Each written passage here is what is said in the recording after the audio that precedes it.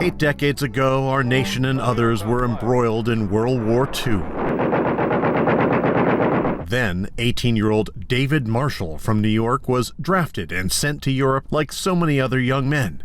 A member of the storied 84th Division, the Rail Splitters, he landed at Omaha Beach and moved his way towards the front. It was fall of 1944. I kept saying to myself, what the hell is this little Jewish boy from New York doing here with a rifle? Drop your chin just a little bit. Marshall, now 100 years old, lives in Baldwin, his basement walls covered with medals and images of soldiers long gone. But one stands out. In 1944, he says he met a soldier from Long Island, Private Benedict George Schmidt, Schmitty as he liked to be called. The two became fast friends, and as they sat outside a farmhouse in Germany just before their first major battle, Schmitty had a dark premonition.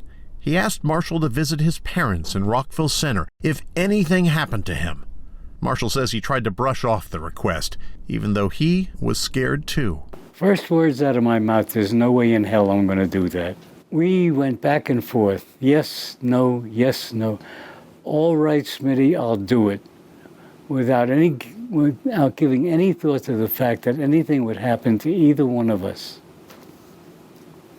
The next day, he's dead. Private Schmidt was killed November 19th, 1944, and is buried in a military cemetery in the Netherlands.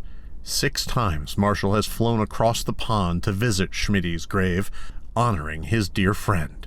I owe it to him. He was my buddy. Nobody goes to see him.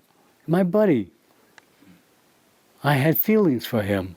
Marshall says he went on to fight in multiple battles in the European theater and eventually made it home uninjured. Here's a picture of walking the Sunset Bridge. But he says it took him several years to muster up the courage to meet Schmitty's family at their home on Kennedy Avenue in Rockville Centre, his friend's final wish. And I was still a very young boy. I was only 21, going on 22 maybe.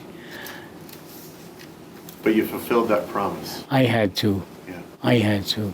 I described to them, how he died. They wanted to know how he died.